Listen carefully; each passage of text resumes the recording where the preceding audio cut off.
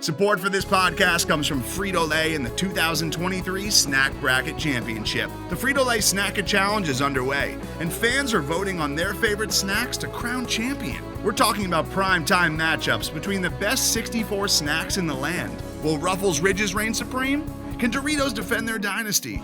Or will Smart Food use their smarts for a surprise upset? Only you can decide. Get in on all the action for a chance to win up to $1,000 or a year's worth of snacks. Let your snacks be heard. Just go to fritolaysnacket.sbnation.com to vote and enter for a chance to win. No purchase necessary. Sweepstakes ends April 3rd, 2023. Void where prohibited. Year's worth of snacks awarded in the form of 52 coupons, each good for one bag of chips. See official rules at fritolaysnacket.sbnation.com.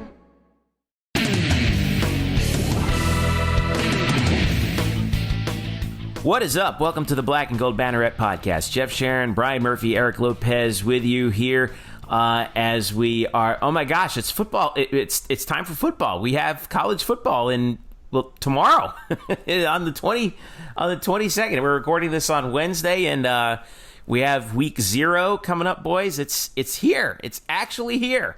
Oh, I'm so thrilled, Jeff. I know you are. Are you as thrilled as I am? I'm not sure what football you're talking about. I know we got football on the 24th, not on, Oh, what am I saying? No, the Miami game's not on Thursday. It's on Saturday. That's right.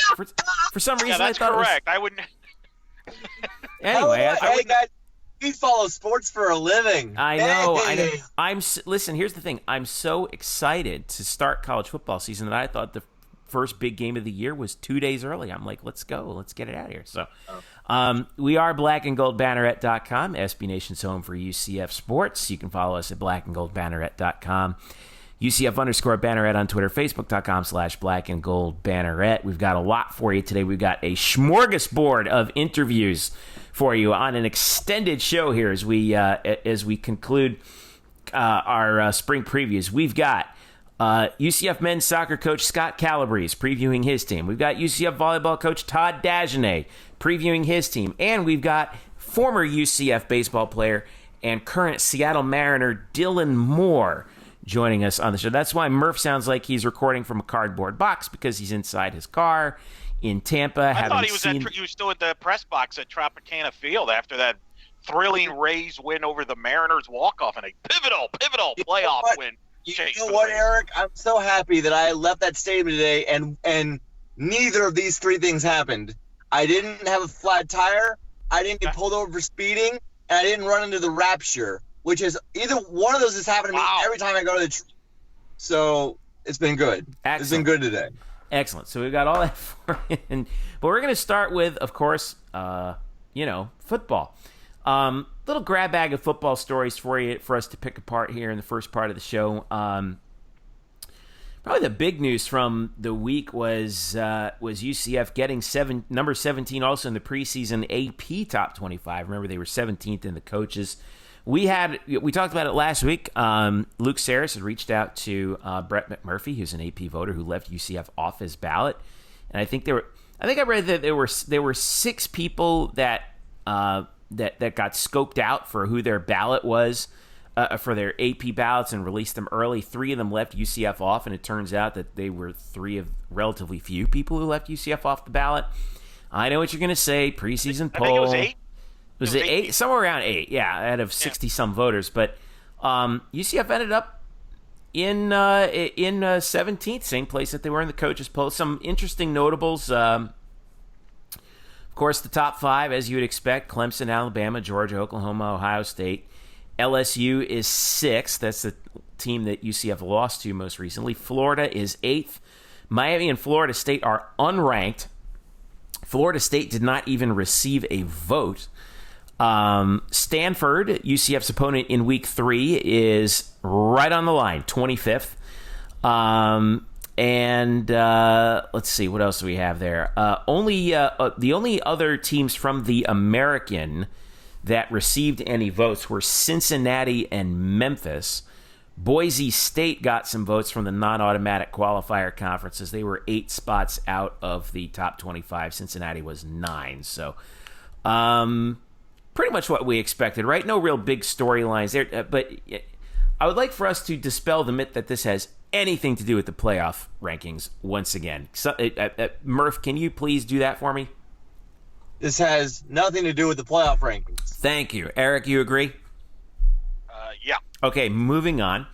The big story that UCF fans are actually looking at or following intently, and we're following intently, whether or not we have to, is the quarterback situation. So, Murph, you've been at practice. You've been talking to Josh Heupel, talking to Jeff Lebby, talking to the players.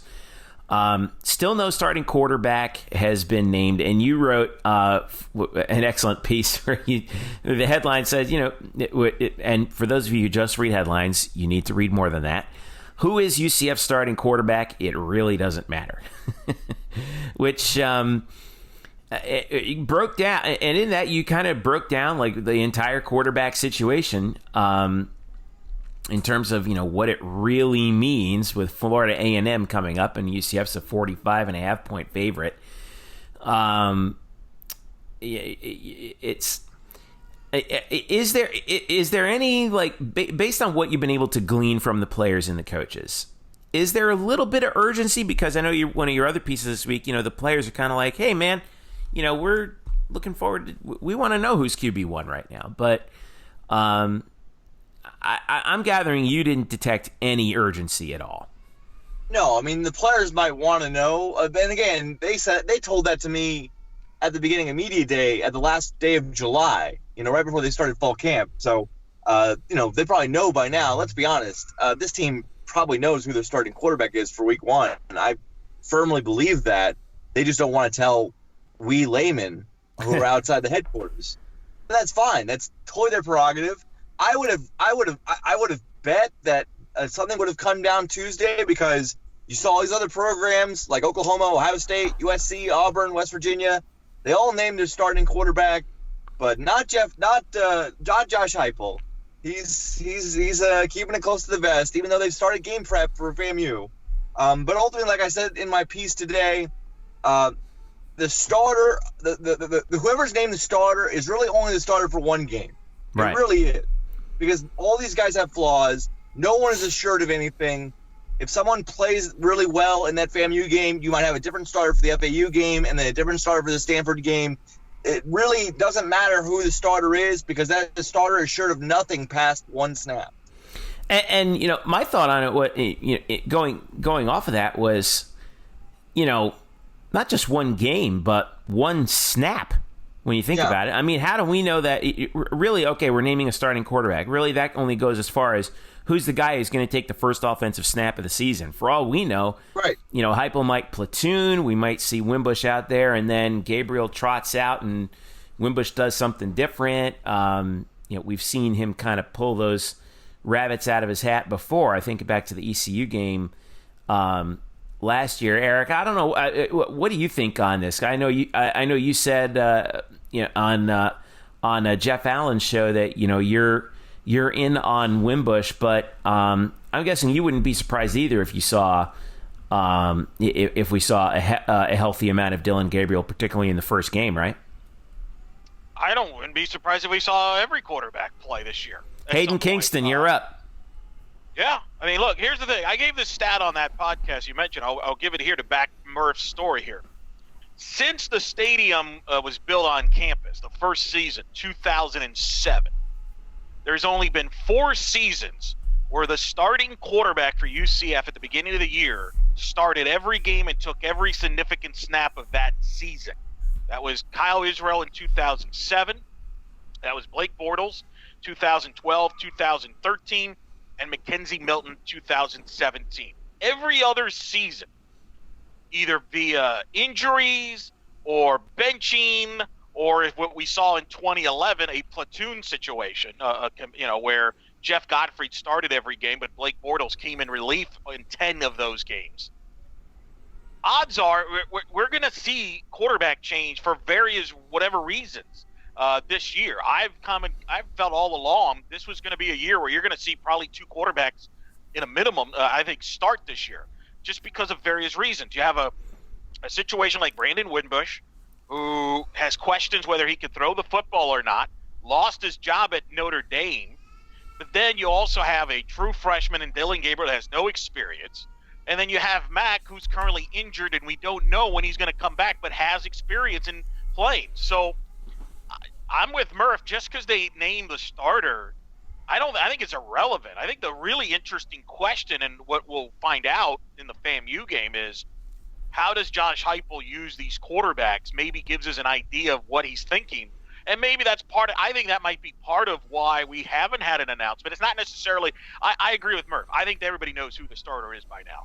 But I think there's a lot probably thinking within that coaching staff of how do we want to use this quarterback? Do we use him in significant roles? Do we use him in mop-up duty? Do we try to redshirt a Dylan Gabriel? Or do we play him right away? Do we play him significant series? So I think they're trying to maybe figure all that out. And then there's the Mac question. When does he come back? What do you do when he comes back? I mean, so I just don't, again, I think we've wasted time with this because it really doesn't matter, because I really believe there are going to be multiple quarterbacks going to play in the FAMU game and probably in the FAU game if they play well. So I don't think we're going to have a true resolution to this situation, for at least multiple games throughout the season, if at all. I guess the cliche that a lot of that some people kind of throw around is, well, if you have two quarterbacks, you really don't have any, right? Do you think, and Murph, this is for you, do you think that's the case here? No, because I think these guys are talented, and again, this isn't the pros. This is a different level of game. This is a different game. So you hear that thing in the pros, but it's not like they don't have good, talented quarterbacks. Right. They have talented quarterbacks. They're not sure which one they really want to start. And those guys have different strengths. Like Dylan Gabriel's strength, which is really his ball placement and accuracy, is not Brandon Wimbush's strength. But Wimbush is a bigger kid. He's probably just a better dual threat athlete right now, obviously more experienced. It's not like they don't have options. They have great options. They're just trying to figure out which one is best suited for right now. Yeah, it's boy, if only we could put the two of those guys in a blender and you would come out with like the perfect quarterback, right? Well, they had that. That was called Mackenzie Milton. That's true. Yeah. And the difference is they don't have that. So that's the interesting thing is I don't care who it is at the quarterback position. There's going to be a drop off of level of play, just because you can't expect them to play at the level of Mackenzie Milton did, in particular the last 2 years. And Brian brings it up. These guys have different, things they do well, and they also have different flaws. I mean, there's different questions. Wimbush is a great runner, might be the best runner as far as the quarterback position on the roster, but may not be the most accurate passer. So that's can you play with that? Gabriel might be the most talented, but has no experience. He's raw. So you just have so many different dynamics that are certainly unknown questions. And the bottom line is, again, I don't think we're going to know until we get some actual games in. And if history has shown, as I just gave you with the history of UCF quarterbacks, just because a guy's named the starter doesn't mean he's going to end up being the starter for the whole year. I mean, I remember it was back-to-back years. Rob Calabrese was this fantastic spring quarterback. And then when the lights came on, he struggled big time and lost his job twice. Same thing with Pete DeNovo in 2014. Outperformed, and Justin won the Holman, job yeah. at quarterback. He outperformed Holman, and he was terrible for the first half of that Penn State game in Ireland, and Holman came in and took the job from the rest of the way. Mackenzie Milton wasn't even supposed to play his freshman year, but Holman got hurt in the Michigan game, and Scott Frost said, screw it, we're going to screw the red shirt. We're going to play this kid, Milton, even though he may not be 100% ready, and we're going to throw him out there for experience. Now, the luxury that Heupel and the staff has, they don't now with the new rules, you could play a Dylan Gabriel 4 games and still redshirt him if that's what you choose to do. So he has a little bit more at the plate to play with in that regard, and he might just decide, hey, I think Gabriel might be in the mix. So I think there's a lot of questions. But I don't, again, until we see them play real competition in games and how they handle the bright lights, we won't see what kind of comes out of that situation with the quarterback position. Fair enough. All right. Well, Murph, when are we going to hear from Heupel again? Saturday, I think? Saturday at noon. All right. And you'll be there. And we probably... You bet your $5 I'll be there. Heupel... But Brian, I mean, I remember we were all at media day. I mean, didn't we all pretty much assume that we weren't going to hear about the quarterback starter until literally this Saturday? Like, yeah, I think we did. I was really influenced by all the other programs that are naming their starter, other programs who had competitions who had decided to come out on Tuesday, a couple days ago. And so I thought maybe UCF would do the same. But, yeah, I think in our heart of hearts we knew it wouldn't come, we should stick to our original intuition, which is, they probably weren't going to say anything until this week at the earliest. Maybe he won't even say anything Saturday. He might wait till his last pregame availability on Tuesday, or we may not know until we see who walks out on the field first. Well, this is the year of the freshman quarterback. Arizona State, Auburn, North Carolina are all trotting true freshmen out there. I think Auburn just named Bo Nix their starter. Is he Patrick Nix's son? Yes. Yeah, that's what I thought. Okay, yes, yeah. Yes, he is. Yeah, so, well, no wonder that happened there. But, who knows? I think it's an interesting it's a really interesting question. It's so intriguing, but also it feels like, to make a very bad Harry Potter analogy, it's like Mackenzie Milton's Horcruxes got split between Brandon Wimbush and Dylan Gabriel. It's like you got to pick one or the other, and you can't pick both. Now, Brian, if I'm not mistaken, I believe they have to have a depth chart comes out Friday, right? Because it's game week, and you have to have a depth chart. Now, you could mess around with the depth chart and not necessarily name your quarterback on the depth chart, because you can finagle it and say so and so, put slash, or right? so and so, or so, or so, and they'll probably do that in multiple positions too. They'll probably do that in multiple positions. They did that with Otis last year, I thought. Yeah, I think there's other questions on this team, and I know we'll get into more of this next week. I mean, the kicking game to me, I think is more fascinating. Like, who the heck's going to kick for this team and punt? Because I do think that plays a role. And I know we joke about, we don't need him, we scored so much, but there's that's a field position game situation there that does matter. UCF's been very good the last couple of years with Loudermilk and Matthew Wright as far as playing the field position game, nailing the field goals. You don't have to worry about missed extra points. We've taken it for granted, and I think when you don't have a Heisman Trophy top 10 quarterback with you this year, you're going to probably play in some closer games. Room for error is a little less, and you want to make sure you're shored up at the kicking game. And I'm sure there's other positions that I think are just as interesting to see how they look on the depth chart. But obviously, we're going to focus on the quarterback deal. But hopefully, I think we'll have some idea by Saturday. I think you're right too. So, but then again, maybe we won't. So we'll have to keep an eye on it. We'll follow Brian at _Murphy on Saturday to see if something comes down on that. All right, we got a stacked show, so we're going to take a quick break. When we come back, we're going to finish off our fall previews here. We're going to have Scott Calabrese and then Todd Dagenais, men's soccer coach Scott Calabrese and volleyball coach Todd Dagenais, previewing their teams here. And then a little bit later, we'll have Dylan Moore, UCF baseball alum, now at the Seattle Mariners. Murph caught up with him on his latest trip to St. Petersburg. Don't go away. The Black and Gold Banneret Podcast is back after this. Today's episode is brought to you by Cars.com. With over 2 million vehicles and 50,000 more added every day, Cars.com will match you with the perfect car for you, your budget, your life, your style. And if you're ready to say goodbye to your current car, Cars.com will get you an instant offer to cash it in. Just start by entering your license plate and get matched with a local dealer who will write you the check. So whether you're looking to buy or sell, just go to Cars.com. It's magical. We're back here with the Black and Gold Banneret Podcast. Jeff Sharon and Eric Lopez with you here. Brian's stepped out for a little bit, but we've got a couple of preview interviews we got coming your way. So we talked to Tiffany Roberts-Hadak last week from UCF Women's Soccer. And on this show, we're going to flip it over to the men's side, the UCF men's soccer team, who last year had just a magical season. The resurgence of UCF men's soccer. They go 13-3-3, 5-1 in the American, win the conference win the conference regular season title, lose in the final at home in PKs, which just stinks. I mean, what are you going to do? But made it to the NCAAs, got actually a first round bye to the NCAAs before losing in overtime on a golden goal to a very game squad from Lipscomb.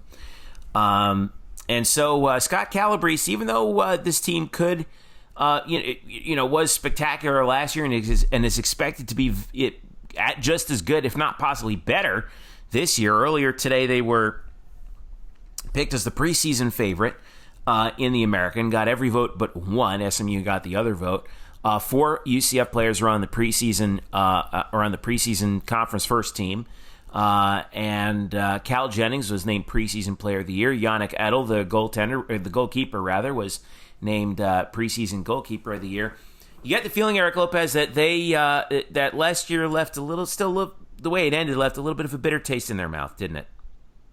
They do, but that's in the rearview mirror. This is a new season with 10 new faces on this roster after losing 10 seniors from last year's ball club. This is a team that comes in ranked 15th in the nation in year 3 of Scott Calabrese. Not many would have thought they would be in this position this quick, where they'd be the highest ranked team on campus. And they return, of course, a nucleus that includes Cal Jennings, who is one of the top players in the country. On Monday, I had a chance to catch up with Coach Calabrese prior to their opening exhibition match against Eastern Florida State College and talked about this upcoming season and what they learned from last year and certainly the year ahead, which is going to start with an incredible slate of games to start the year. Here is now my conversation with Scott Calabrese. Well, Coach, welcome back to the Black Gold Banneret Podcast. Another year is right here around the corner. Yeah, we're already 5 days into preseason. We play tonight, so we've started to pull things together, and we've started in on our training, and I think now we're excited to get an exhibition match under our belt and get going. Preseason polls has you guys ranked 15th in the nation. Is that something that you even address with the team? What kind of reaction you had when you heard about that? Well, it's tough because you don't want to take the guys' minds away from what we think is the 2 most important aspects of what we do, which is our process in terms of our training and this continuous idea that we want to improve and get better, and really focus on that. And then the other part is our culture, and creating this idea of who we are, our identity, our standards of behavior. And so it comes up. The guys are very aware of it. We're aware of it. We hope that we're able to continue to play at such a good level that is something that we have to contend with, that expectation often. So we don't really emphasize it. It's definitely out there and probably put some pressure on them, but we don't address it, so we don't add to any of that pressure. And a lot of that is based on last year and the success you had, which is a compliment to what occurred last year. Because when you first took over this program, there was nobody would have thought this would be a possibility, at least this quickly. Did you think that right now, as you begin your 3rd season, that you're at where you thought you would be, or are you maybe even ahead of schedule where you thought you would be? Well, I think we were able to attract a really good staff, and so we were able to get things moving in the proper way, in a positive way, at a high level, and then with that we attracted a really high-level player. UCF as an institution, as an athletic department, is a place that it's a very easy sell. And so I think we have players and a staff and a commitment from the athletic department and all the way from the AD all the way down to the support staff and other programs that really allow us to move forward this quickly with the program. So I'm glad that we're able to do it that quickly. It's always been the goal to be at the top and to be part of an elite college soccer group. And so, we're happy we're approaching that. Well, and one of the players that certainly has helped, certainly when winning the American Conference regular season title last year, making the NCAA tournament and hosting, was Cal Jennings, who had an amazing year last year, 20 goals, an All-American. Herman was a Herman semifinalist, is on the watch list for this year. You've coached him out. What makes him so good? Because it seems like every year he's just gotten better and better. What makes him so good? Well, I think for one, his personality, his character. He's a very humble kid, and if you ever listen to any interviews, he's constantly giving credit away to his teammates, to coaches, to the school, and it's really genuine. And I think that's a big part of who he is, and that really allows him to improve, I think, as well, because he's very, very conscious that, okay, yeah, he is this player that scored 20 goals and done really well, but he's constantly working to improve, and he's not satisfied unless he's working hard in training, being a great teammate. And I think that makes a big difference for his evolution. And I would imagine we'll see Cal continue to improve. What do you tell him? He's a senior now. Certainly now more people across the sport now knows who he is, so there's a lot of attention. But yet, he's got to help. He can help his team in other ways. He's a senior. I'm assuming he's one of the leaders on the team. You lose 10 seniors from last year's team, so you got to have some players step up and be leaders beyond on the sheet.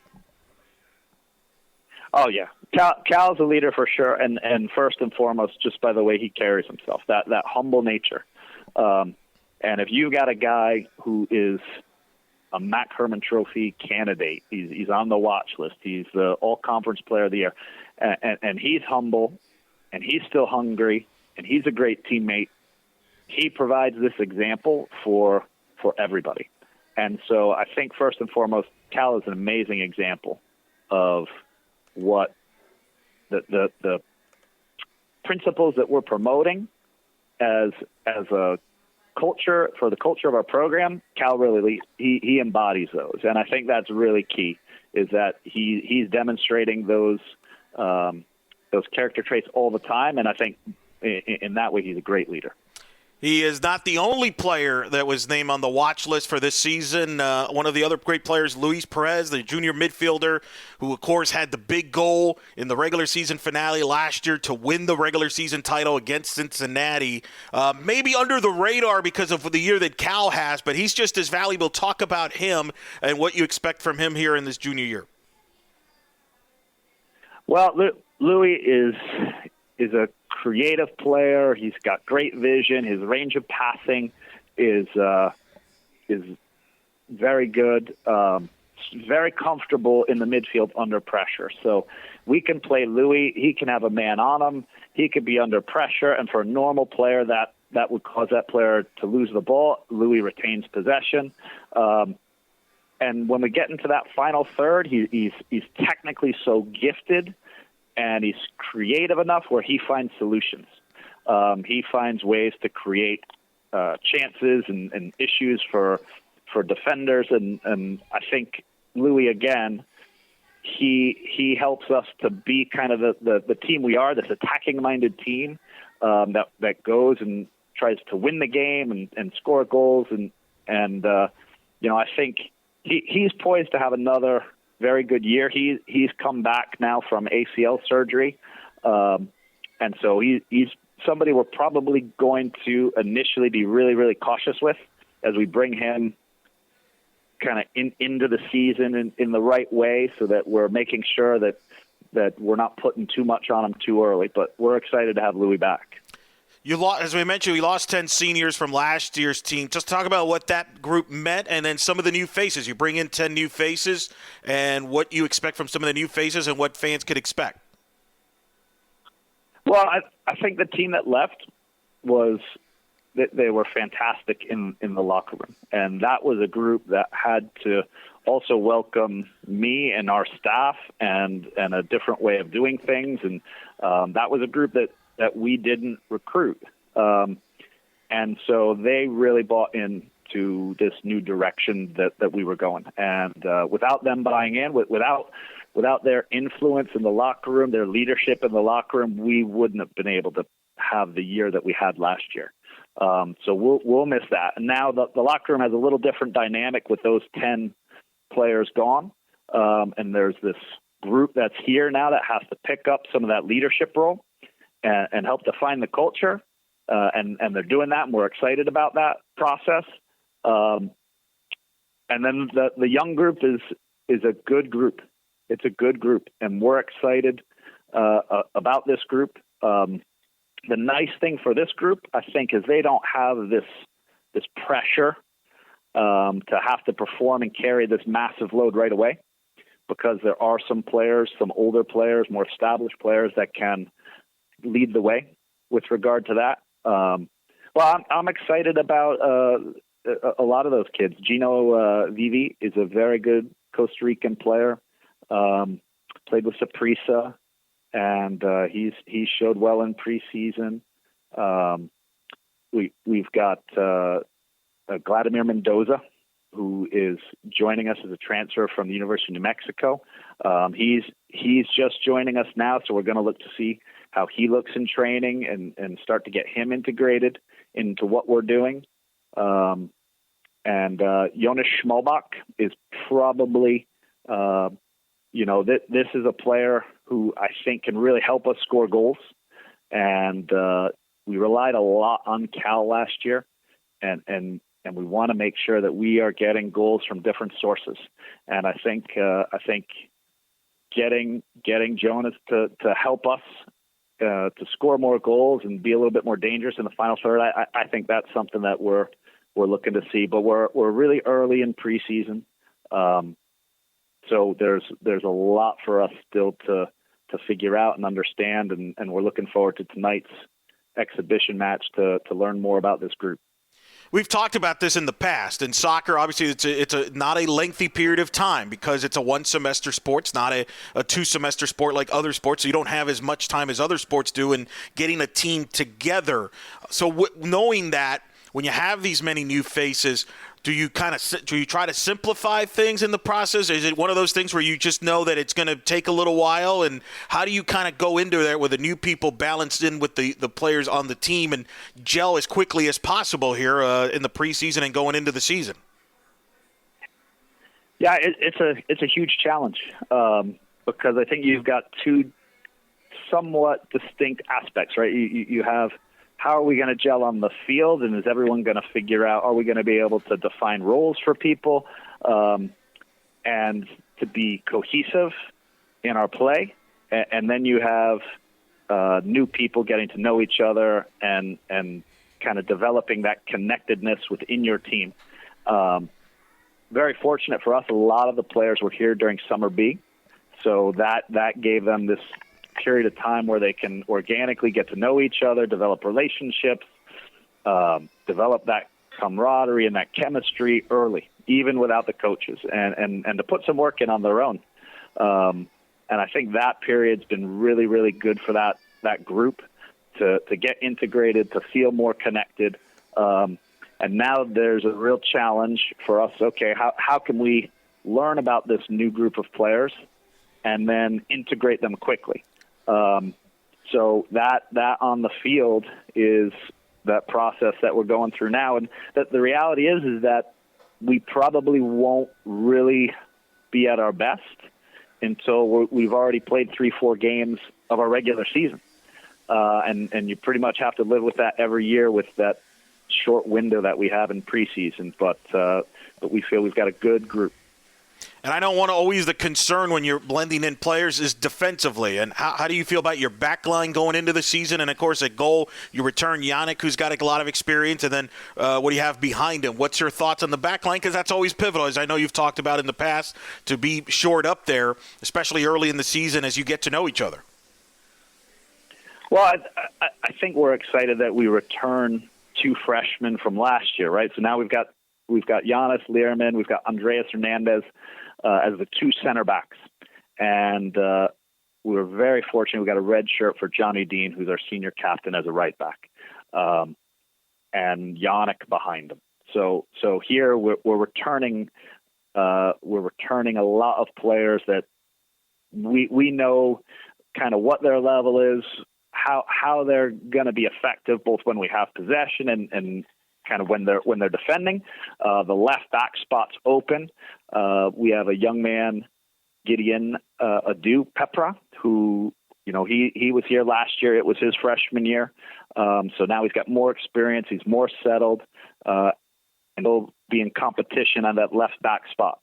So we feel good that we've got a returning group that is the backbone of that back line. And, one of the big things that we hope to do when we play is we want to hold possession as much as possible. We want to have the ball as much as possible so that we're spending a lot less time near our goal. We're spending a lot less time defending and spending a lot more time as far away from our goal as possible. And that's one way that you don't concede goals is you have the ball. We're speaking with head coach Scott Calabrese here on the Black and Gold Banneret Podcast. You mentioned the preseason where the exhibition games, of course, Eastern Florida State and FIU, and then the regular season starts on August 30th. And Coach, I've said this: I don't think any program, any team, and any sport has a tougher start to the season than you guys at Wake Forest, nationally ranked, at North Carolina, hosting Penn State. You're not ducking people, Coach. I mean, holy smokes! Just tell me about your philosophy and then the non-conference schedule there. Yeah, we wanted to know exactly where we were really quick, and I think we're going to find out. But I think it also gives us a little bit of urgency. Our group knows exactly who we're playing, and I think that really helps them understand how hard they have to work, how hard they had to work in the summer, how hard they have to work now in preseason so that they're ready. But I think if you want to be a top team, that's what we're aspiring to be, then it's really good to get a measure of what the top of college soccer looks like. And when we step out there against Wake, we'll know what we're doing wrong quickly because they punish you for that. We'll know what we're doing right because if it's working against Wake and it's working against UNC and it's working against Penn State, then we'll know that we're on the right track. So I think one of the things it's going to do is it's going to really help us understand where we are and where we need to improve so that we can have the most successful season possible. I would imagine it certainly, as you mentioned, with the current players on the roster, when they see that schedule and they see Wake Forest and North Carolina, that gets their eyes open, that gets their attention right away, and the tone's a little different maybe in the preseason conference than if you open with someone else. And I would imagine from a recruiting standpoint, it's something that gets recruits' attention because, hey, if they want to play the best, you can come to UCF and play the best teams in the sport. For sure. And I think our players are ambitious. And it's their desire to play those teams as well. They want to match up against that group, and I think that's very similar to philosophically when you go across the board in our sports at UCF. We're every program here is aspiring to be a top program, and so I think our players really are excited about it. I think you're exactly right. I think from a recruiting standpoint as well, you want to go and you want to be part of a program that wants to play these top teams. So for me, there's no downside. It's only a positive that we're gonna match up against this group of teams. And you play in a tough league, SMU. Everybody knows their program, how good it is. You've had battles with them now the last 2 years in the conference championship game. Connecticut's really good. This is their last year in the league. We got South Florida. Just talk about the league as a whole this year in 2019 because there's no gimmies in this league, top to bottom. Yeah, it's a really strong league for soccer, and SMU is a big rival of ours now. Last 2 years, we've met them in the finals and lost in overtime, and then we lost in penalty kicks, which is a really difficult way to lose. And so I think that's a huge rival for us. UConn is a top team historically. They've won a national championship. They've always gone deep in the NCAA tournament. But I think the entire league as a whole has gotten better. Temple has improved. USF has improved. And we see kind of on on a macro scale, we see who these guys are recruiting and the job that they're doing. And I think maybe about 15, 20 years ago, there were games that you would play where you could pretty much put a W on the schedule. And I can honestly say those games do not exist in college soccer anymore. Wow. That speaks to the parity. And to me, I would imagine as coaches in the league, multiple bid league, it's really the minimum expectations now into the league, right? It used to be maybe we're fortunate to get a 2-bid league, but now I feel like you guys as a staff, you feel if you guys do proper thing as a league, multiple bid league is the minimum and can do some damage to come the NCAA tournament time. Yeah, I agree with that. I think we had 3 last year. And there's no doubt that if those teams continue to perform at the level they're performing at, we could be a 3 and 4 bid league. And there are other teams that are also going out and playing really tough competition. So SMU, USF, UConn, Temple, we're all seeking out these big RPI games because those big RPI games will never hurt you. But now, if we're capable of getting results against these teams, and we do go and we get results against these teams, it puts us in a picture at the end of the season, which is where we want to be, where we have a chance for an at-large bid, and hopefully we're also pursuing that automatic bid in the conference final. And help you host like you did last year, where they put you in position to host. And that's the great thing about this league is it can help you host. It won't hurt you. Absolutely. And you really – your best chance to move forward in the NCAA tournament is to get the bye and host because of that short window. You're playing in a championship on the weekend, and then that turnaround is very difficult. But if you get a bye and you get to play on that weekend and get a full week's rest, you have a much better shot of getting the result you need in that game and being able to move forward. Last thing before we let you go, as you go through this preseason and even early in the season, what are some of the, if not questions, maybe some of the things you're going to look to see from your team and how they respond? Maybe some questions you have about your team and how they respond as we get going in the season. Well, I think from a coaching standpoint, our biggest questions are, who can play in what roles.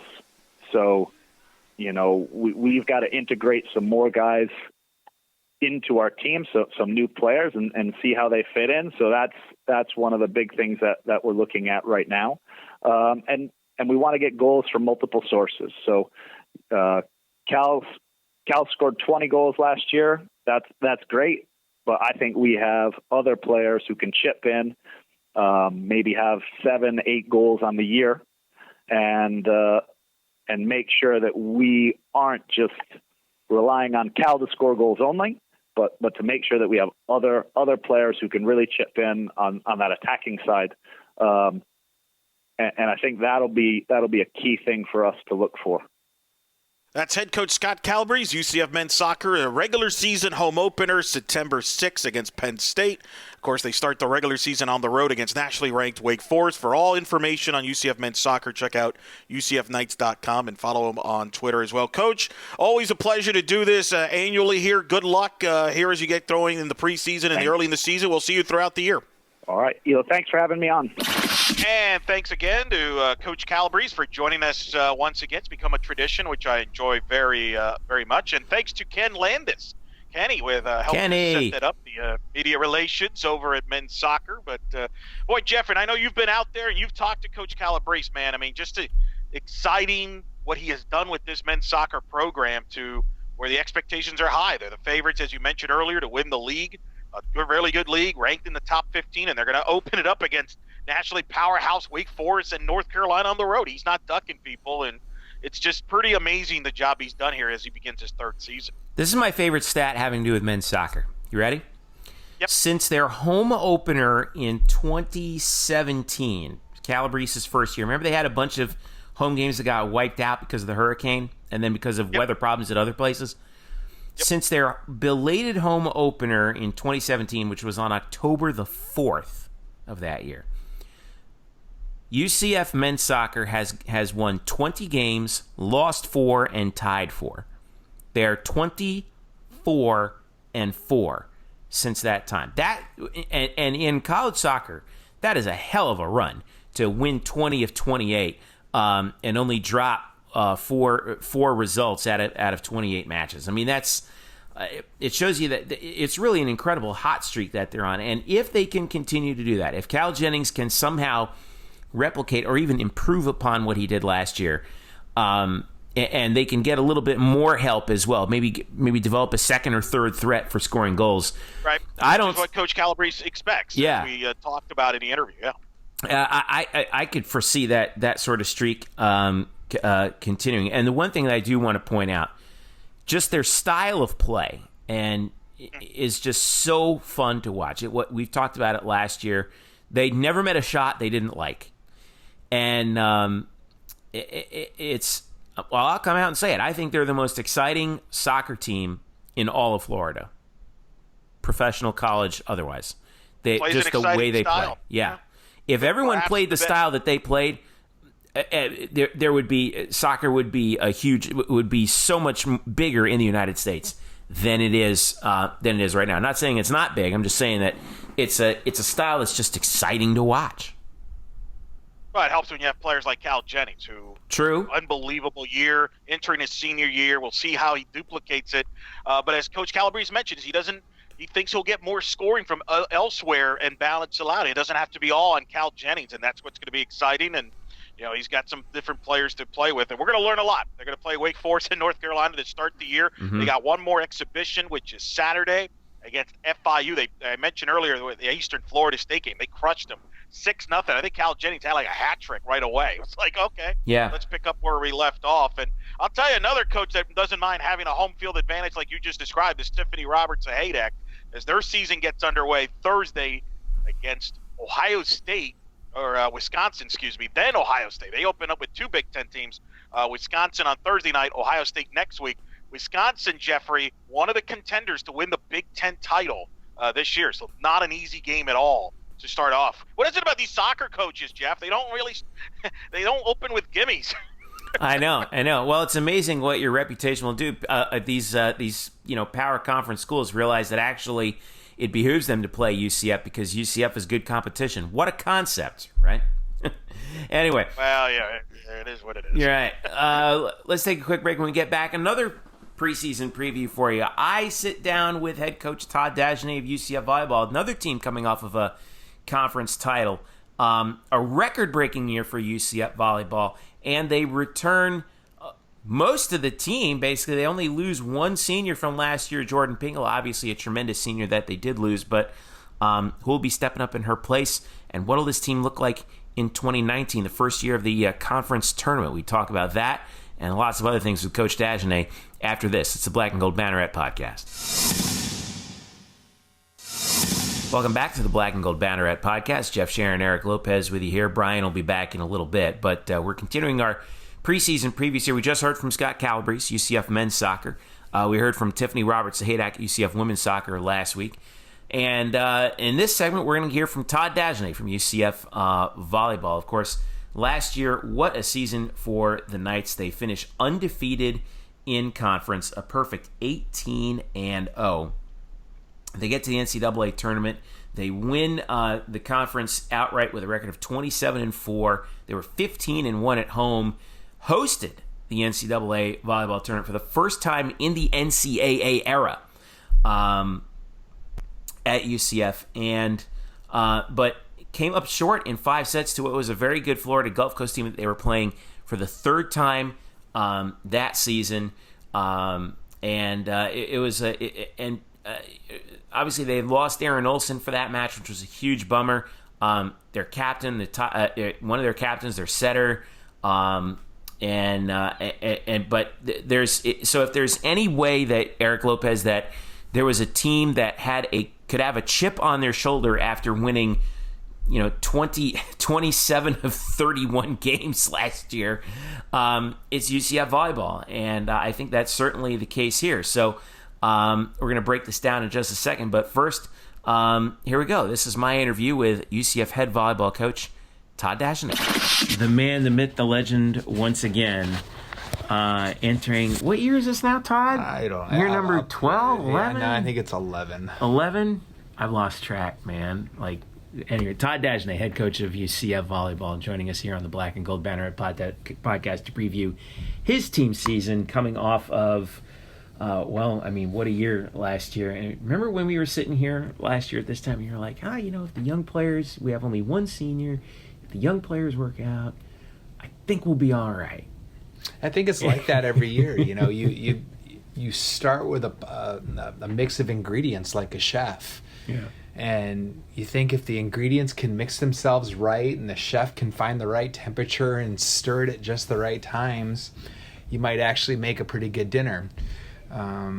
But any one thing goes wrong at any time and all of a sudden all the ingredients fall apart and you end up with something that ends up in the garbage. And that's why I think every coach is always carefully optimistic, even when they have all the components. I've seen a lot of teams with all the components and it just didn't come together. And so, last year I knew it was there. We've had a couple times where it's been there, and sometimes it's worked out, sometimes it hasn't. But there was a whole bunch of ifs heading into the season, and then one thing after another, the ifs started going away, and it was, things were actually taking place. Yeah. The ball just started rolling. When did you realize, just thinking back, one more question on last year, when did you realize that oh man, this group is really something?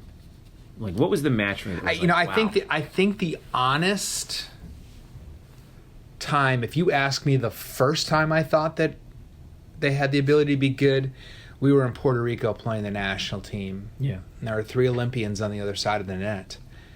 And we were handling that team pretty good. We were withstanding everything that they were bringing at us, and we were scoring and we were winning sets and taking matches. And I remember leaning next to the assistants and just saying, hey, we might be pretty good. No coach ever really wants to say it that early, but hey, you're worried about jinxing yourself? Yeah, you are. We might be pretty good. After that, the time that I knew we had it not only within us but ingrained with us was when we played Cincinnati up at their place. The first one. Sure. Yeah.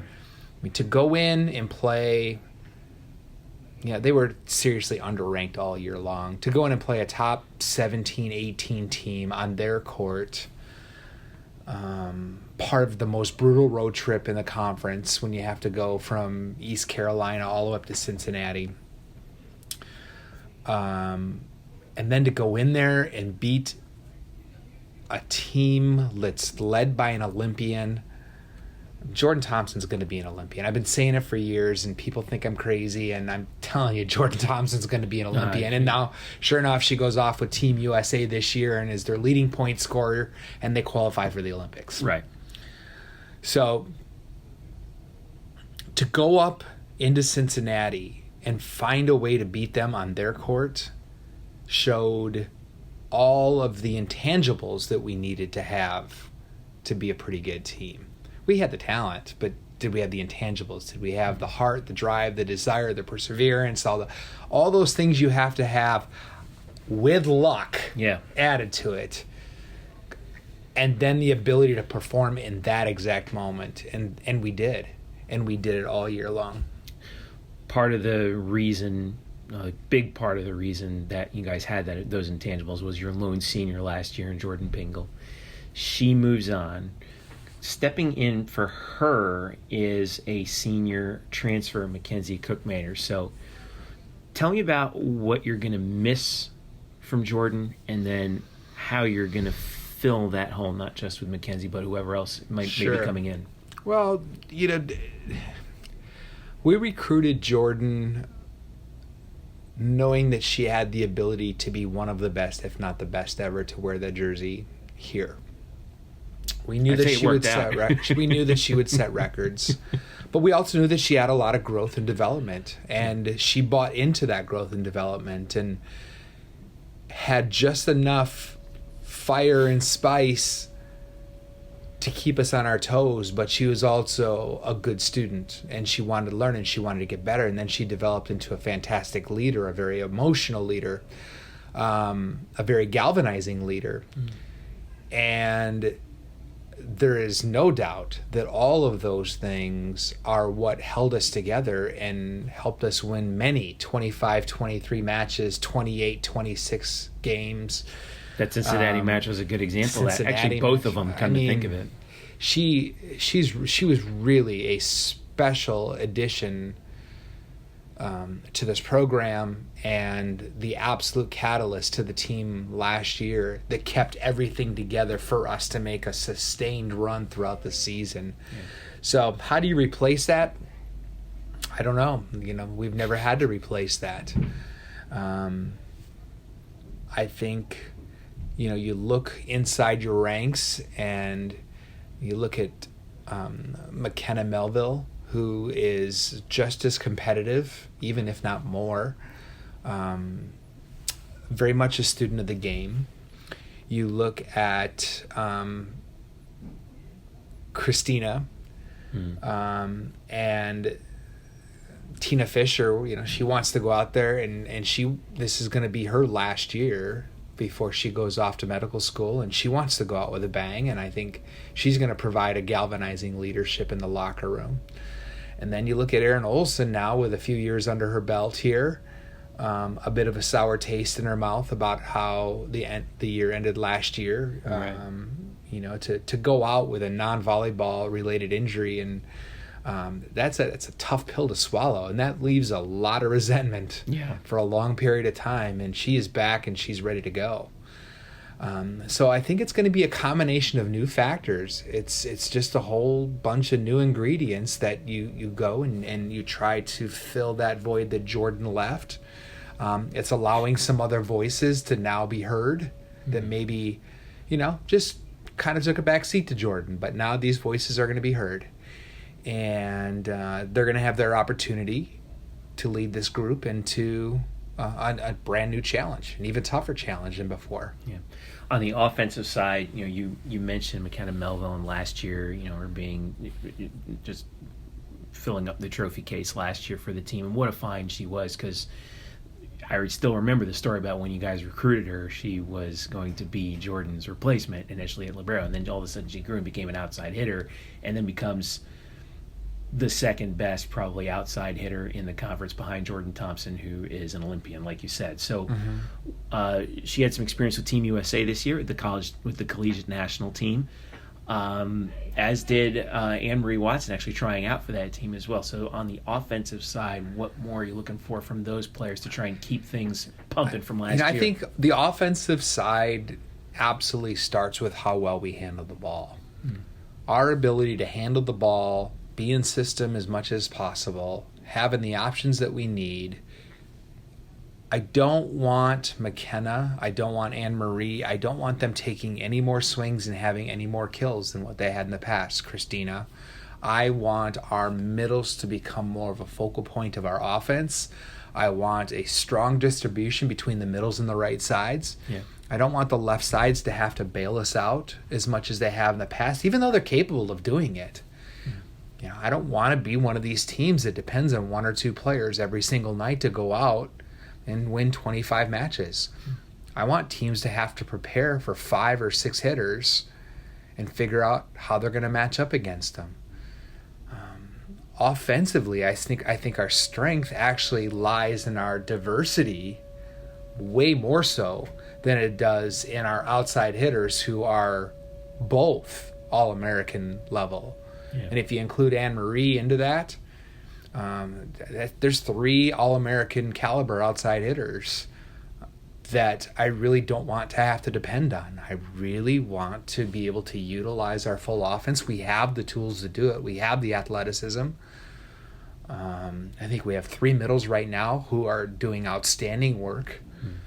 Catherine Westlich learned by fire last year and ended up with a wonderful hitting percentage, one of the top blockers in the nation. Narissa Mrovic, same idea, high hitting percentage, one of the top blockers in the nation. And Lachey is finally getting healthier and healthier, and she's down there and she's tearing it up right now. So we may actually be in a situation where we're lucky enough to be able to shift and move some players around and not have to burn anybody out and allow 3 middles to go out there and do their thing. The better ball control we have and the better we are in the middle, the better the outsides are going to be and the better our offense is going to be. The schedule. Remember last year we talked about how you said you were sick and tired of how the RPI was just nabbing you guys right at the tape every year. So you scheduled up, and man, did it work. The victory over SC, the matchup up against Florida, which really could have gone either way, and then you guys were off and running. This year you're going out to Ole Miss. You're getting Kansas and South Carolina coming here. You got some other schools that like Illinois. You're going to Illinois State and playing Illinois and Marquette, and then the Sunshine State Classic comes here finally at long last with Miami. So do you foresee the same challenges as last year with the schedule, or are things going to look a little different with that slate? I'm still sick and tired of seeing what I see in the college sports landscape of, this whole scheduling debacle. You don't schedule tough enough. Well, yeah, some of us don't wake up on third base with 10 high RPI matches just because we are affiliated with them. Right. And so we have to go out and we have to find a way to do it. And you see it in other sports, and it's just, I just can't believe that amateur sports is based on that. How would you fix it? If you were in charge? I would have to sit and I'd think about that, because I am so consumed with my sport. Yeah. I mean, how I fixed it, I went out and I scheduled 12 non-conference matches. 6 of them are receiving votes or in the top 25, and the other 6 are in the top 50 in the country. If it's not the toughest schedule in the country, it's got to be one of the top 5. Non-conference. Obviously, conference schedules are different. It's got to be one of the top 5 non-conference schedules in the country. I can't imagine somebody scheduling tougher than we did. But we're going to leave no doubt. Now, we have to go out there and we have to win those matches, but we're going to leave no doubt that we played a tough schedule outside the conference. And then hopefully the conference rises again, and, it floats all of us, and we get a team or 2 teams into that top 15 area where we're in the process of hosting. The conference has the talent. Yeah. But unfortunately, the way the landscape is, you have to go out there, and not only do you have to prove it, you have to prove it beyond all shadows of a doubt that you belong. And then they'll give you your crumb. And, okay, well, if that's the game, that's what we're going to play. We'll go play their game, and that's what we'll have to do. Now, back to your question about, how would I do scheduling? These rules about, well, you're in this spot, so you can only request 2-for-1s, but then you go and you do these 2-for-1s, and I was at these schools, okay? You were at Michigan State. Yeah, you request the 2-for-1s, and then they go and they say, okay, but the one that we're coming to you is going to be at a neutral site, or we're going to buy you out of it. Yeah. So really it's a 2-for-0, and I don't think fans understand that. And it's so hard in these sports too, and everything outside of football. Fortunately, in volleyball, it's not that way. Right. We got Kansas to come in, we got South Carolina to come in, Miami's coming in because of the Sunshine deal. But, we're going to go and we have to return to them in the next couple years. So it's a 1-for-1. That's the way it works. Yeah. And I think, as far as I know, basketball, volleyball, soccer, I think some of the sports get it. But I don't understand how, with a straight face, people can say you have to schedule 2-for-1s and put yourself at a huge disadvantage. Yeah. And then in the one that you actually get, you're not going to get to play at home anyway. And then, even if we wanted to schedule 2-for-1s, teams won't play us. Yeah, they don't want to. And so I just think it's ridiculous. Yeah. Now, what would I do? I think there has to be some sort of a commission on scheduling, and I think for you to make the NCAA football playoff, you've had to play so many top-ranked teams on the road. out of conference, or at least scheduled them. Right. You have to make a concerted effort to toughen your schedule, to get rid of the 1AAs and start scheduling some of these Power 6, Power 7 teams home and away. And you get through that schedule, then you get to go to the Invitational at the end of the year. But until then, all you have to do is just nitpick teams that you absolutely can dominate, Right.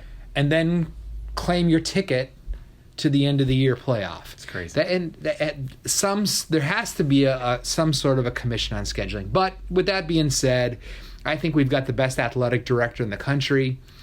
I think that he would have a much better idea on how to solve that problem, and I think he's going to make, the right waves out there to eventually get that to turn in the right direction.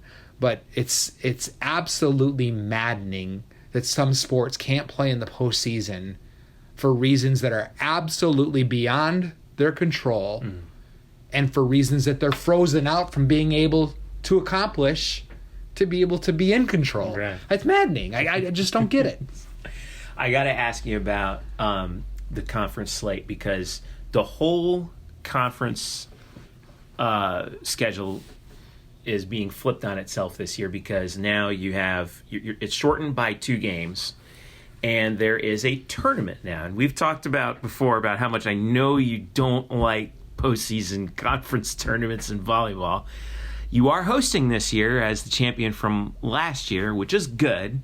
It's a 6-team tournament. Is that right? Right. So the top 2 get the byes, and the league is being split into divisions.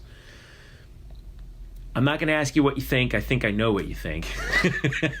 But how does it, or does it change anything about how you plan for conference season? No, I think you still play the matches that are in front of you.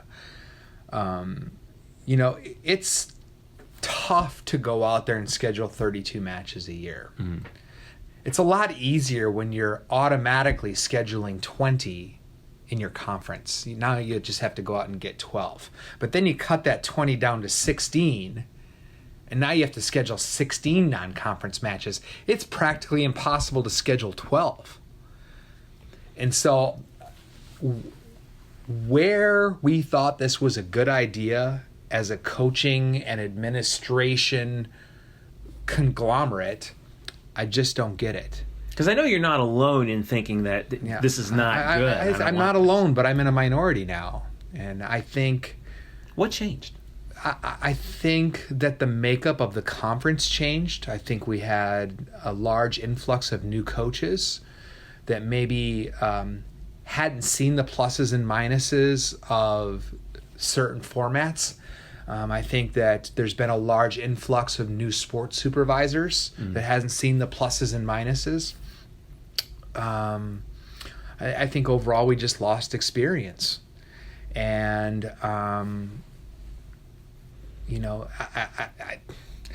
I am not a fan of the tournament. I never have been.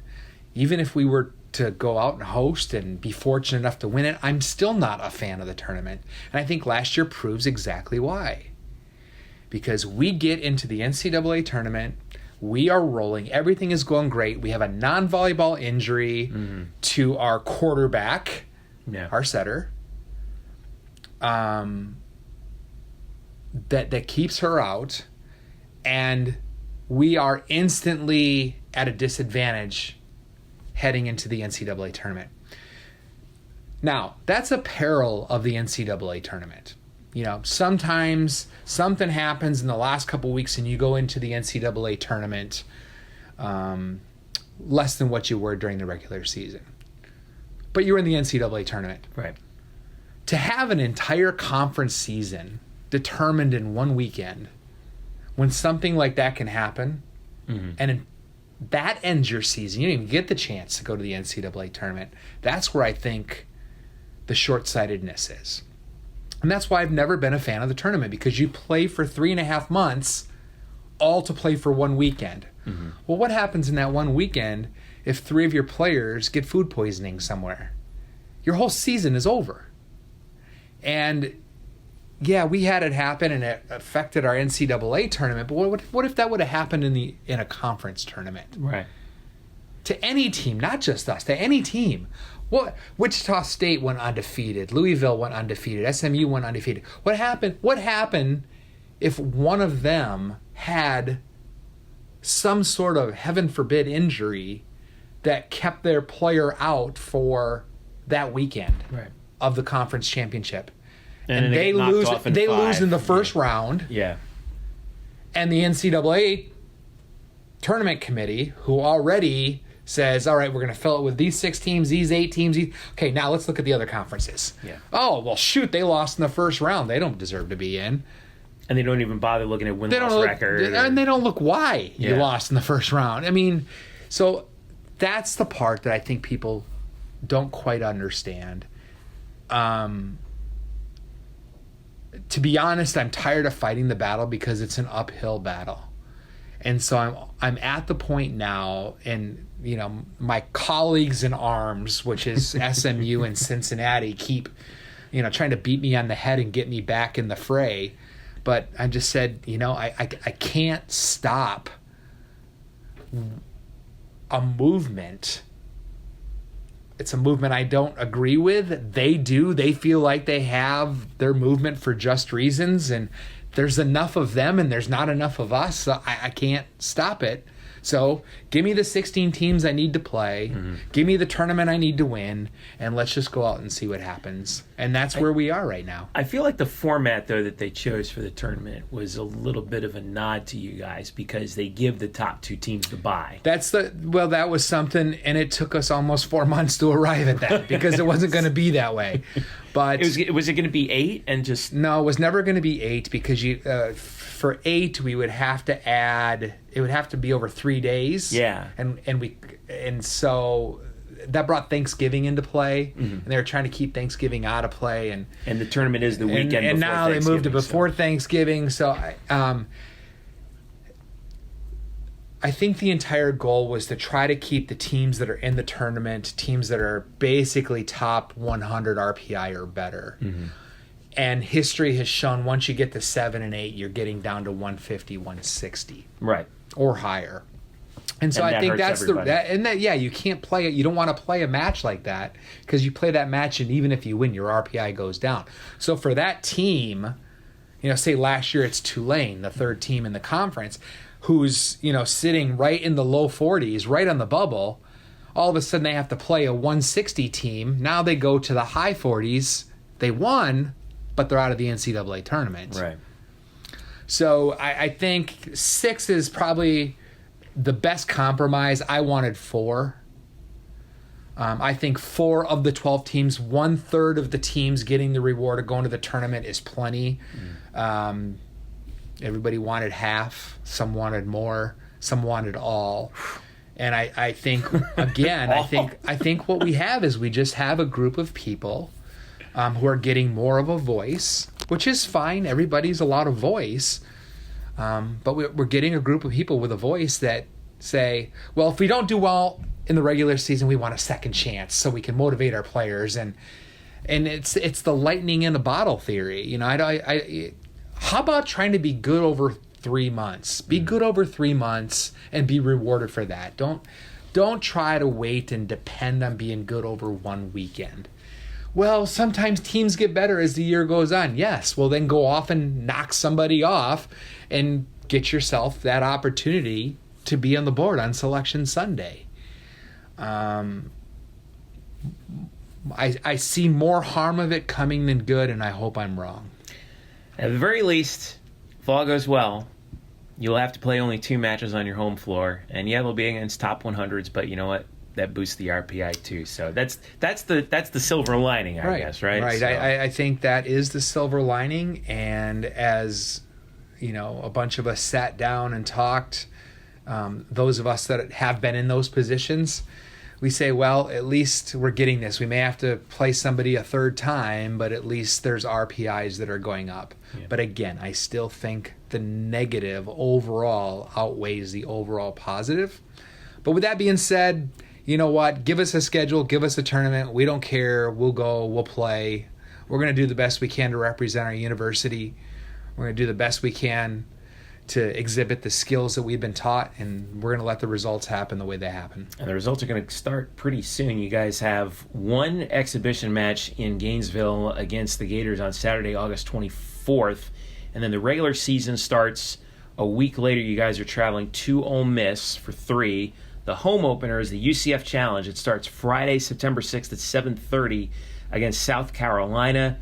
Albany and Kansas are also coming to town there, and the conference season starts on Friday, September 27th. Don't forget the Sunshine State Classic also coming here to the venue September 20th and 21st. Florida Gulf Coast, Miami, and Florida Atlantic. Really good competition in state. I hope you guys continue that, by the way. I love Yeah, I think it's something that we'll revisit at the end of next year when it's at FAU to finalize the 4-year plan. The positives of that is I told you how hard it is to schedule those matches. At least we know we got 3 scheduled every year no matter what. Right. The negative is you're only hosting once out of every 4 years. You'd like to host more than that. But the positive outweighs the negative in that situation, and I would really like to see something like that started. I wouldn't mind getting something like that going with us, Miami, Florida, Florida State. I think that would be a great 4-year rotational thing. You hear that, Miami, Florida, and Florida State? I hope you did. Head coach Todd Dagenais from UCF Volleyball, thanks again. And you're how many wins now behind Lucy McDaniel? It doesn't matter. It's my job to keep track of that. I don't know. Listen, Lucy is an institution here. She had players like Laura, and I mean the amount of really important people, athletes, coaches that have come through our program.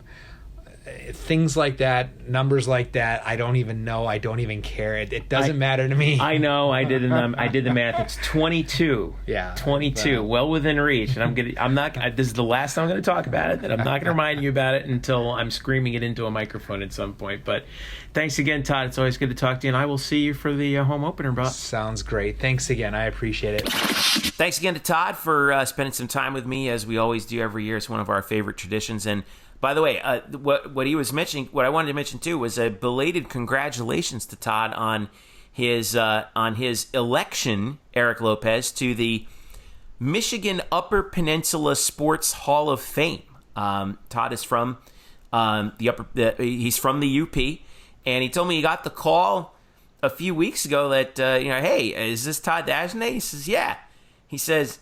And the guy on the online says, "Hey, I'm so-and-so from the UP Sports Hall of Fame. Congratulations, you've been elected into our 2020 class." And he was like, "Really?" He's like, "Yeah." So I know Todd's a proud Michigander, and he was kind of he's kind of embarrassed by it, but Todd has no reason to be embarrassed by it because as you and I both know, this might be the first Hall of Fame that Todd Dagenais has been elected to, but it won't be his last. I feel like. Yeah, I agree with that. I mean, obviously, the great things here since his arrival at UCF, capped off with that last year, unbelievable year, winning the conference and getting to host for the first time in program history. And yet, Jeffrey, my question to you, they lose one player, which you guys addressed, obviously, Jordan Pingle. But only lose Pingle. Great player, going to be a future Hall of Famer. And Brianna Garcia, I should mention, who played last year. But Brianna Garcia actually transferred to... They didn't have her in the spring. They knew they were losing her right after the season because she's also a remarkable track athlete. I think she was a state class hurdler in Texas, and so she transferred to Baylor to run track. Which, yeah, congratulations to Bri. I hope she does well. But yeah, you're right. Basically, that despite the playing time that she loses, really Jordan Pingle's the big loss here. And yet, in the preseason AVCA poll, the volleyball poll, the national volleyball poll, UCF not ranked. Now, they are receiving votes, which normally they don't do, but were you surprised? I mean, was there any feedback on that as far as not being ranked, even though they return everybody there? Because we always make a big hoopla about football and where they're ranked and disrespect and all that and brands and all that, but I feel like we're kind of in the same boat in volleyball in that certain brands get the benefit of the doubt, and UCF still not that at a level, at least to some of the national volleyball people. Well, I'm not surprised by it because, it is another one of those situations where it's kind of like football coming into last season, where it's like, okay, prove it again, Right.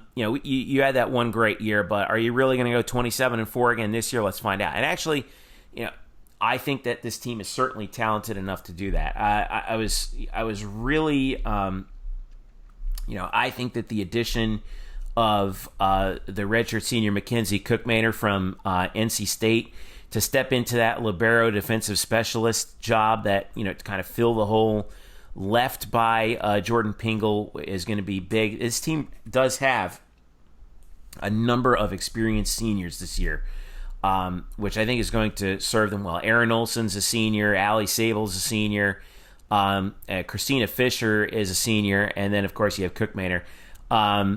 This is going to be I feel like this is going to be a really good next couple year run for UCF in particular with the experience that they have.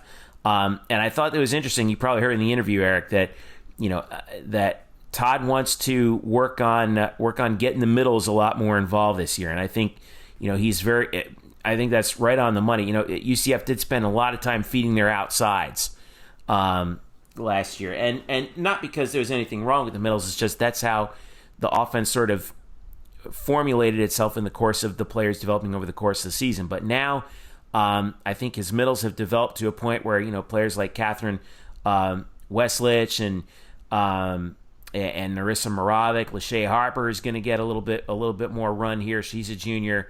We're going to see a little bit more attacking in the middle from UCF, and I'm really excited to see what some of the freshmen bring to the table, particularly Megan Lively, who's a 6'3" middle herself, who I think is going to be a really, really fun player to watch if she gets the opportunity. And the Chambers sisters, Morgan and Mackenzie from Cedar Hills out in Dallas, Texas, joining UCF as well. So, boy, their recruiting has just been on point, and to see players like McKenna Melville in particular take on that leadership role, even though she's just a sophomore. Man, it's an embarrassment of riches right now for Todd and his coaching staff, and I think he's got to be excited to sort of get this schedule going and see what he's got from these players, and then once you get to conference play, it's going to be real interesting with fewer conference matches, but you got the tournament at the end, and UCF will be hosting, so hopefully they'll be able to not just host but win. And get them, and that'll actually help their RPI. We talked about that in the interview, kind of the double-edged sword of conference tournaments, and we'll see what happens. So this should be a good year for UCF volleyball. They start out on the road. Well, they got an exhibition match at Florida on August 24th. They start out at the Ole Miss tournament up there against Iowa State, Rice, and Ole Miss, and they start at home on Friday, September 6th. With South Carolina, Albany, and Kansas. So really good slate at home. And then they've also got Florida Gulf Coast, Miami, FAU coming here as well in the non-conference, and road matches against Marquette, Illinois State. So Todd stacked the schedule once again this year. I think he's doing the Tiffany Roberts Sahadak scheduling strategy of just go nuts. Why not? And we'll see if it works out. So should be fun. I mean, can't wait to see them open up against South Carolina in September there, and they'll host a conference tournament. That's going to be significant. Did that UCF ever host when they were in the ASUN? Last time UCF hosted a conference tournament was in 2004 when they were. That's right. 2003 when they were in the ASUN at that time, and that was Jenny Frank. And and Tanya Jarvis, who we've talked to before, and some of those great players from those teams that Emily Watts, for example, who now Emily Lambert, who some of those teams had some really good runs back there, but it's been a long time since UCF has hosted a conference tournament in volleyball, and they're going to do it this year. So it should be a very good year for Todd Dagenais and volleyball as well. All right, stick around. Come back. Got one more interview for you. Dylan Moore joins us from. Wait, Murph gets to do an interview too? We're all. It's a hat trick of interviews here. Murph sits down with Dylan Moore, formerly of UCF Baseball, now at the Seattle Mariners, as they made the road trip over to St. Pete to play the Rays. And we hear from him and wrap the show up in just a moment. Stick around. The Black and Gold Banneret Podcast is back after this. All right, welcome back to this marathon Black and Gold Banneret Podcast. So much UCF content for you this summer. It's like we never even had an off season. And speaking of off seasons, well, we get the chance to catch up with some alumni. And Brian Murphy, you are actually in St. Pete right now, having just spoken with another UCF alum who's in the majors right now at the Seattle Mariners, Dylan Moore. That's right, Jeffrey. There's a reason why I'm calling you from inside my car outside of Buffalo Wild Wings in Newport Richey, Florida. That's because earlier today it's I not was because in of the food. Oh, it's great. It's Buffalo Wild Wings-ish. That's why it was because I was at the Trop earlier this morning talking to Dylan Moore, who right now is the only UCF alum on any active 40-man roster in Major League Baseball. Eric Skoglund was on a roster until last week. Has been sent down. We mentioned him in the interview, and also Chasen Bradford is currently on the 60-day DL. He's a teammate of Moore, and he and Moore are the only two alums who are even on a MLB team right now. Moore's the only one on an active roster. So I asked Dylan about his time at UCF, what his first season has been like in the pros, a little bit about some rivalries with some of his teammates, because Austin Adams is a USF fan, and it's not in the audio, so unfortunately we missed this. But I will say, as we go to the interview, it was fantastic to hear Dylan interact with Daniel Vogelbach, a power hitter for the Mariners, but also out of high school, committed to Florida before getting taken in the draft as a high schooler. When I ended my interview with Dylan, Vogelbach had just gotten to his locker room next to Moore. And Dylan turned to him, and because Vogelbach's a big Gators fan, Moore says to Vogelbach, "Schedule a home and home." And I thought that was brilliant. I thought that was great. Nice. So anyway, here's my interview today from Tropicana Field with UCF alum and Seattle Mariners utility man Dylan Moore. Just describe your first season making it to the big leagues and what it's been like for you. Oh, it's been awesome. It's been everything I can dream of. You know, it's one of those things you work for a long time, and to get here, it's awesome. And you know, the team's been awesome. Bunch of great guys, and my first taste of Major League Baseball has been nothing short of amazing. Tell me back. Take me back to the day you got the news out of spring training that you had made the active roster. What was that meeting like? Did you know that was coming? What was the day like? I was in his office and he said he made the team, man. And it was kind of a surreal moment for me. You know, I was almost out of body, something like that. I immediately thought of Japan because we were going to Japan. It wasn't just like a regular spring training, like we were leaving early because we were going to go to Japan. I was going to make my major league debut in Japan, and if you would have told me that 5 years ago, I never would have thought that would have happened. So it was one of those things where I immediately thought of like, well, we're going to Japan and like all the stuff I had to do for that. So, but it was awesome. It was, it was really cool. It was all the hard work put in. First person you called? I called my wife at the hotel. We were staying at the hotel in spring training, and then I called my mom and my dad and everybody. It was good. It was a good time. How was it to start your career in Japan against the Hazen? It was different. It was definitely different. Playing those two games, those exhibition games against the Giants, the Tokyo Giants, and then those first two games and the whole experience and everything. It was my first time in Japan, and then it was so much fun. It was a good time.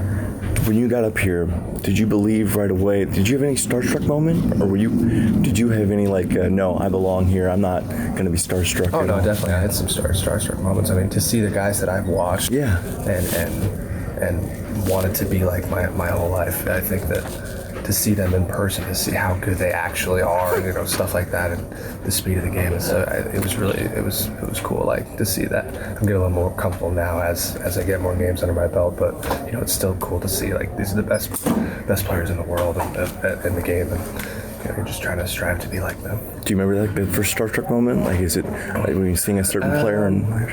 Yeah, I grew up watching the Angels a lot. To see Mike Trout and Pujols and guys like that, and the really star players of each team play. And come together as a team. It's pretty cool. Because you were in the minor leagues for 5 years. Now that you're here, and you know what that experience is like in the minor leagues, you know, like, I got to do whatever I can to stay up here. I mean, that must be the everyday grind. Yeah, for sure. You know, you got to take advantage of every opportunity you get, and you definitely want to stay up here. There's no, you don't want to go down, and to be able to do that, you got to show them you can handle situations. So you can play your best no matter when you're called upon. And you're kind of a jack of all trades with this team. Yeah, just trying to up my value, and I don't want them to be worried about it when they put me in any position in the field. And it's just one of those things where you can up your value if you can play defensively at all positions. So you talk about being an Angels fan. You grew up. So what city you represent? Is it Newport Beach? Do you represent Yorba Linda? It's Yorba Linda. Okay, you represent born in Newport Beach. I grew up in North Orange County in Yorba Linda. We live in Orlando now, and so kind of back and forth. But watching the Angels my whole childhood. So how does a kid like you? UCF did have a little bit of a Cypress College pipeline with you and Sam Thomas, but how do you get from Southern California to UCF? What convinced you to go to UCF? It was one of my only D1 offers out of Cypress. I remember them coming out they came out and they saw me, and I took a visit there, and it was a football game night. It was really cool. It's the second biggest public school in the nation. It's behind Michigan. State school, and it was awesome. And I fell in love with it right away. I fell in love with the coaches, and kind of like the state and the everything that came with it. It was an easy choice for me. When you think about your career, your 2 years there, what sort of moments or what jump out to you? Maybe there's a story that jumps out to you about your 2 years there. When you look back at your UCF career, what encapsulates that? It's just the work. I mean, we did so much work. Kevin Schnall was our hitting coach, and we had one of the best offenses in the nation first half of my senior year, and everybody was hitting, and it was just a product of just everyone grinding and everyone working on hitting and countless hours in that cage that I still go back to in the offseason sometimes. And it's just so much fun, and the guys came together as a team, and just the hard work in the cage, and opening night jitters and stuff like that, and playing in front of my first big-ish crowd was pretty cool. And, the games at Florida, the games at Florida State, stuff like that was awesome as well. Didn't you hit a home run against Florida? I think. Yeah. Tuesday night we usually we did a home and home, and I think we went there, and I did hit a home run there. Was that a big moment for you? That was fun. Yeah, no, it was definitely cool. I mean, against some of those guys. You talked about you mentioned Skoglund. Do you keep in touch with him, or do you keep in touch with any guys from? Obviously, a lot of guys from your 2 years there. Yeah, I had a couple guys come out and see me, when I was here, and try to stay in touch with those guys. We're trying to get an alumni game going on here. We're getting more and more guys in the big leagues from UCF, and I know there's a lot of Florida guys. There's a lot of guys that went there still, call Florida their home. So we'll see. We're trying to keep in touch with them. How in touch are you with the current program? With maybe have you met Coach Lovelady? Oh yeah, definitely. Yeah. I worked out there the last 2 off seasons, I guess it would be. And nice. I met them, and I know they made some changes to their staff this year. Klosterman was actually the last coach that I played for when I was there. So all the coaches are gone, but I've met Richard, and he's awesome, and he's done a good job with their program. And I'm going up there the last couple of years. I met some of the kids and had some relationships with them. Who have you met that you've maybe stayed? Tyler Osick got drafted this year, and we've talked a couple times this year about hitting and stuff like that. He just got promoted to low A over there in Kannapolis with the White Sox. And it's just guys like that. And anyone who I go see up there when I'm hitting, try to talk to. That's cool. Favorite minor league city? Favorite minor league city? Nashville is a fun place to play. Why is that? It's just kind of like it's was my first game called up from AA, and just like kind of like the city, the vibe, and it's almost like a big league atmosphere, with the city right behind it and everything. So it's cool place to play. Favorite personal moment for you this year in season? Probably my first home run up there in Kansas City. That's pretty cool. Yeah. Are you a football fan? Yeah, I'm a football fan. Okay, so obviously football season's coming up. Yeah. Are you repping the national champs? I mean, is national champs for you in 2017? Yeah, definitely. Yeah, we'll see. You okay? See how it goes. But you bought into the 2017 national champs? 100%. How can you not? Yeah. Do you have an idea of who should start at quarterback? Not sure. I know it's between they got a freshman coming up, and it's between Dylan Gabriel and Brandon Wimbush. That's right. Yeah. So we'll see how it goes. But you try to get out to any football games during the maybe offseason? one or two a year. I definitely go to more tailgates than I do the actual games. Just go out there, hang out with our alumni. We got a little tent out there, and then go back. But yeah, I know it's fun to watch every year. I don't know, you and Chasen don't overlap as far as college careers, but because you do play for the same coaching staff, did you guys share stories about playing for Terry Rooney or moments like that? Yeah, we had the same. We were years apart, but pretty much the same staff, and we talk about it all the time. And we got Austin Adams, who's a USF Bowl, and so we try to give him a hard time sometimes too. Yeah, no, it's cool. Alumni are alumni. Did you guys win? So like in November, will you call him up about the Warren I-4 game and maybe? Yeah, we were talking about that. I know go see Austin with him. Still lives in Tampa, so we were talking about that earlier. And yeah, we'll see what comes about. Yeah, we haven't made any plans yet, but we'll see if we got something going on. And I appreciate it. Thank you, sir. Good luck to you. So there's Dylan Moore this morning from Tropicana Field, and hopefully we have more UCF players who play in the major leagues very soon. Because I love these trips. It really is too bad that Chasen Bradford's currently hurt and not on the active roster. But again, we've got Eric Skolkin with the Royals. Bo Taylor's now with the Blue Jays possibly. Maybe they'll come up in September. And if they do, and they play in the Florida area, then maybe I'll go to another baseball game. Yes. Dylan's stats this year, by the way, this is his official rookie season, right? Yeah, he has qualified. First year, yes. Yeah. So he's right now he's hitting .201, on base of .302, 5 homers, 14 runs batted in, 35 hits in 174 at bats. So a modest start, I would say, to his major league career. But you think he'll be sticking around? I know he's on a 1-year contract right now. He's through this year at $565K. But you think they'll stick with him here? Well, I think what works in Dylan's favor right now is just the team he's on, right? Like the Mariners are really bad, and so they'll take anybody who can give them position versatility, and Dylan does that because Dylan can play the outfield in the left field corner, and he can play infield at second or short or third. So it gives him versatility, but really, I mean, I just don't think he has enough offensive game profile to really stick with a better team. So, and that's just being honest, but hey, it works for him now, and he's here now. So, yay! Well, hopefully hopefully they will stick with him, and if he has some improvement, they'll keep him around. Go ahead, Eric. I'm sorry.